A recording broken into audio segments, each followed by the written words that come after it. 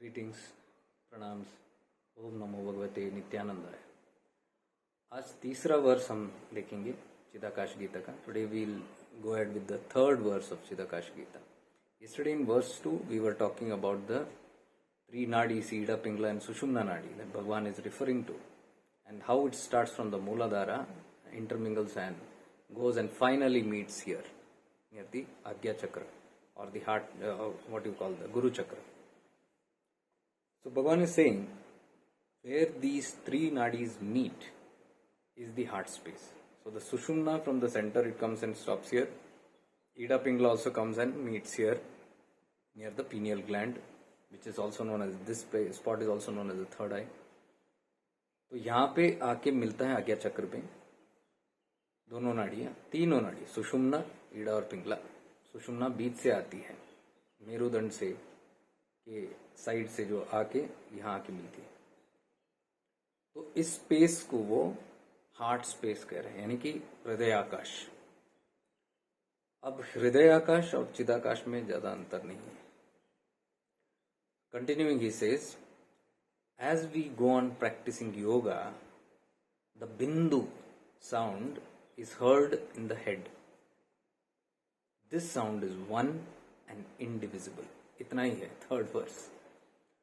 सो तीसरे वर्स में बाकी के कह रहे हैं भगवान, जैसे हम योगा प्रैक्टिस करते जाते हैं तो बिंदु ध्वनि, वो साउंड, वो नाद, वो यहाँ मस्तिष्क में सुनाई देती है, सुनाई पड़ती है। तो वो कह रहे हैं कि this sound is one indivisible. ये द्वंद्व नहीं है, ये एक ही है, अद्वैत, नॉन डुअल है, एक ही शब्द है। As we go on practicing yoga means he is not necessarily talking about the Hatha yoga. Yoga in different deeper forms are there. We have the Raj yoga. You will see that in Chidakash Gita, Bhagavan is again and again referring about Raj yoga or Ashtanga yoga. Mostly with the Patanjali Yoga Sutras. भगवान जब योगा के बारे में बात कर रहे हैं तो वो हठ योगा के बारे में बात नहीं कर रहे हैं, वो राजयोग के बारे में बात कर रहे हैं। बहुत सारा विवरण है चिदाकाश गीता में अष्टांग योगा की तरफ। पतंजलि योग सूत्र जो है उसमें ज्यादा बहुत सारे रेफरेंसेस है, वो इशारा उस ओर कर रहे हैं अष्टांग योगा की तरफ। तो वो कह रहे हैं कि as we go on practising yoga, अब योग यानी कोई भी प्रक्रिया हो सकती है। योग यानी आपके भीतर जो एक योग बनता है परमात्मा के साथ, आत्मन और परमात्मन का योग जो है वो भी काफी बार इसमें चिदाकाश गीता में वर्णन है, आत्मन और परमात्मन कैसे दोनों एक है। तो भगवान उसी सिलसिले में बात कर रहे हैं। तो भगवान is talking about the yoga, the meeting of the self-consciousness and the supreme consciousness or God consciousness. Because in Chidakash Gita there is many times reference that God and self is not different. It is the same, which he calls as Paramatman and Atman. So when these two merge, he is referring to that as yoga. So he is saying as we go on practicing yoga, the bindu sound is heard here in the head. Head, he refers this place, in the head. And he says this sound is one and indivisible. One in the sense, the unstruck sound. Whenever we need to have any sound, it needs two things. If I need a clap, it needs two things to merge, and then even if you ring the bell, you need two things to strike against each other, then the sound is caused. But this sound is saying is the unstruck sound. It doesn't need two. It is by itself. It produces by itself. We can see what is that in detail. तो भगवान कह रहे हैं कि ये द्वंद नहीं है, ये जो ध्वनि निकलती है, जो नाद निकलती है, ये दो से नहीं बनी है। क्योंकि जब हम ताली भी बजाते हैं तो दो जब एक दूसरे के साथ टकराते हैं तब आवाज निकलती है। मंदिर की घंटी भी देखो, आप कोई भी चीज, कोई भी वस्तु, ध्वनि निकलनी है, साउंड निकलनी है, तो दो चीज का टकराना पड़ता है, तब ही टकराव हो तो ही आवाज निकलती है। लेकिन भगवान कह रहे हैं ये वाला जो बिंदु का नाद जो बोल रहे हैं, ये बोल रहे हैं ये एक से ही बसता है, ये स्वयं प्रकट है, तो इसको द्वंद दो की जरूरत नहीं है। तो बेसिकली वो अनहद नाद की बात ही यहाँ कर रहे हैं। जो नाद है अनहद नाद, उसकी बात कर रहे हैं। अनहद नाद is the unstruck sound that is self emanating. तो ये तो क्लियर उन्होंने बताया कि जहां तीन नाड़ियां मिलती है, ये हृदय आकाश बता रहे हैं, इस चीज को हृदय आकाश बता रहे हैं। Hridaya akash and chidakash we will see in the coming verses, that is close references. तो he says as we one goes practising yoga, मतलब जैसे जैसे उनका मर्जिंग होता है या जैसे जैसे चेतना बढ़ती जाती है या the consciousness evolution happens, at that time he says these he is pointing towards some indications of hearing the anhad naad as one of the symbol or one of the sign of evolution, of reaching a certain state. तो अनहद नाद, अनहद का मतलब ही infinite है, limitless और non dual. नाद यानी sound, अनहद नाद की बात कर रहे हैं। तो ये अनहद नाद का विवरण है, अगर आप देखेंगे पतंजलि योग सूत्र में भी देखेंगे तो उसमें बताया गया है कि चित्त वृत्ति निरोध जब होता है तो ही है अनहद नाद सुनाई पड़ता है। चित्त वृत्ति निरोध, चित्त यानी मन, वृत्ति यानी वृत्तियां, जो मन के भीतर की जो वृत्तियां फ्लक्चुएशंस है, वो जब खत्म होती है, समाप्त होती है, तब ही ये सुनाई देती है। यानी प्यूरिफिकेशन की बात कर रहे हैं, चित्त शुद्धि की बात कर रहे हैं। So is basically talking about chitta shuddhi means the purification of the mind. If you see the references in Patanjali Yoga Sutras, it is a good reference that when there is only chitta vritti nirodha, you can hear the anhad sound, unstruck sound. So chitta means the mind, vritti means the fluctuations of the mind, and nirodha means cessation or removal. So when completely these fluctuations of the mind are removed, this is heard. So he is indirectly talking about the purification of the mind. When the purity of the mind is attained, these signs and symbols appears. So we saw in from the first only, if you have been from the introduction, you can see that I had clearly explained that the Chidakasha Gita is all about the purification of the mind. So you can see step by step he'll be again and again talking in different ways, but he's talking about dissolving the mind. तो अगर आप introduction से सुनते आ रहे हैं इसको continuously, आपको जानकारी होगी कि मैंने बताया था उसमें कि चिदाकाश गीता जो है वो पूरा मन की शुद्धि के ऊपर ही है। तो बार बार लगातार विभिन्न प्रकार से भगवान इसी चीज को दर्शा रहे हैं। तो अनहद नाद की तो कई सारे हैं, विवरण हैं। अगर आप पढ़ेंगे इस चीज को तो कई कई तरह के ध्वनियां सुनाई दे पड़ती है। उसमें अगर आप हंसोपनिषद पढ़ेंगे उसमें 10 ऐसे अनहद नाद के विवरण हैं।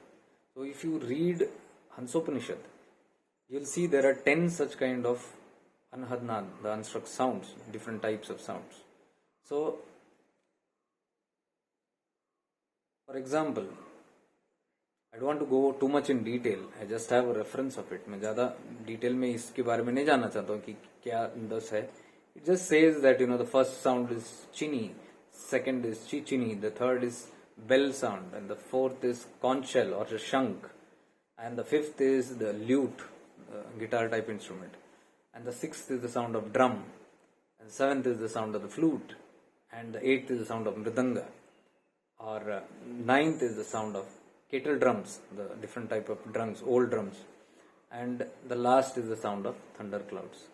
तो ये 10 प्रकार के साउंड्स बताए हैं, इसमें इतना डिटेल जाने की जरूरत नहीं है। बस मैं एक रेफरेंस दे रहा हूँ आपको हंसोपनिषद में जो बताए थे अलग 10 प्रकार के अनहद नाद के जो सुनाई देते हैं। तो साधक या seekers they often talk about different types of experiences, which ऐसा कोई पर्टिकुलर ये नहीं कि ऐसा ही होना है, but these are the different forms that one can hear. So last वाला जो है, जैसे मैंने बताया थंडर क्लाउड, इसको मेघनाद कहते हैं, अंतिम वाला वो निर्विकल्प समाधि से जुड़ा हुआ है। पूरा योग की यात्रा वहां पहुंचने की है, निर्विकल्प समाधि तक. So the final which I mentioned, the last sound, 10th sound, is known as a thundercloud sound. तो बादल गरजते हैं वो आवाज. So thundercloud sound means the sound of thunder and lightning. So that is heard. The unstruck sound, this is no two. There also thunder sound, there are two. Two needs to strike, then only that sound. But this is from within. ऊपर भी जब बादल गरजते हैं तो दो होता है, द्वंद्व होने के बाद ही वो बादल गरजते हैं, लाइटनिंग भी होती है. तो ये अनहद की बात कर रहे हैं. So the Meghnad is the final Naad, the major. This is the same thundercloud sound. So he is not referring, the Hansopanishad talks about this. So the final sound that is heard is the Meghnad, and that is equivalent to the Nirvikalpa Samadhi. That state, it's the highest. Where this sound is heard in Nirvikalpa Samadhi. If you see, the whole practice of yoga is to reach till Nirvikalpa Samadhi only.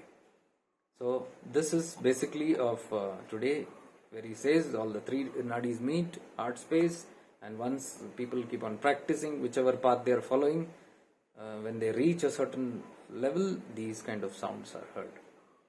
Just to share a simple example, when I first time went into the Kanjangad caves of Bhagwan, I had a certain kind of experience, which is still lasting from within.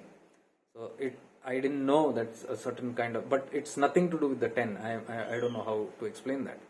The sound that is heard, it's called like a white noise. It's a very sharp white noise. So I could hear that in the first time I had gone there, and I had no idea. I thought something wrong in the head. So whenever I go to any place that is very high in energy or high frequencies, I can hear that in amplified. So later, after many years, as I kept reading the Chidakasha Gita and all, I understood more when I did more references on Anahad Nan and all. I came to know that these are different such type of sound. Though my experience is not to do with any of these 10 sounds. So I don't know, but I know it's the unstruck sound. So many others have also experienced such in their journey, where they hear different various kind of sounds. Now, अच्छा, हिंदी में भी बताता हूँ. जब कई साल पहले मैं गुफाओं में गया था, ये कांजागढ़ की गुफाएं, जहाँ भगवान ने स्वयं बनाई थी, तो वहाँ पे पहली दफा इस तरह की आवाज भीतर से सुनाई दी थी. ये 10 आवाजों में से नहीं थी वो, लेकिन ऐसे ही कुछ व्हाइट नॉइज जैसा आवाज आता था, जोर का एक हिसिंग साउंड जैसा, बहुत शार्प होता था. तो ये जब भी मैं जहाँ चेतना बहुत ज्यादा है, ऐसे कोई जागृत स्थल पे जाता हूँ, तो भीतर से आवाज वो बहुत ज्यादा होती है. तो पहले तो पता नहीं था, मुझे लगा कुछ गड़बड़ है, लेकिन जैसे जैसे ये पढ़ने लगा बाद में और कुछ क्रॉस रेफरेंस करने लग गया, तो पता चला ये इससे ही रिलेटेड है. हालांकि इसमें कुछ भी उसका विवरण नहीं मैं जो बता रहा हूँ. तो मैंने कुछ और लोगों के साथ भी जब बातें की थी, उसमें भी मैंने उनका भी एक्सपीरियंस सुना था, जहाँ पे उन्होंने विभिन्न प्रकार के उनके एक्सपीरियंसेस बताए इस ध्वनि को लेके. But in the and, what importantly I would like to end with is, these are not important. अंत में यही कहना चाहूंगा कि ये सारे इतने इम्पोर्टेंट नहीं है, तो इस पर ज्यादा ध्यान देने की जरूरत नहीं. ये केवल एक साइन सिम्टम्स कुछ ऐसे बता रहे उस चीज को लेके. वो भगवान अपनी धुन में कुछ भी बोलते थे उस टाइम पे, जो मन में आया, तो उस समय ये सब रिकॉर्ड किया गया. तो उनका कोई ऐसा पर्टिकुलर ये नहीं कि ये आपको होना ही है ऐसे कुछ. बट दीज आर सिंपल एक स्केल, एक साइन, एक milestones two point out that. और सबके एक्सपीरियंसेस विभिन्न होते हैं, तो कोई भी हम एग्जैक्टली पॉइंट आउट नहीं कर सकते. इसलिए इस पर ज्यादा जोर ना दीजिएगा. This just for information. So I would like to tell in the end that do not give too much of focus on these kind of things. These are the side effects of your practices. This doesn't mean you have reached somewhere or nothing like that. These come and go, all these kind of experiences. And Bhagwan, in his own state of consciousness, whatever flowed through him, he used to speak. That was noted down. That's how these things came.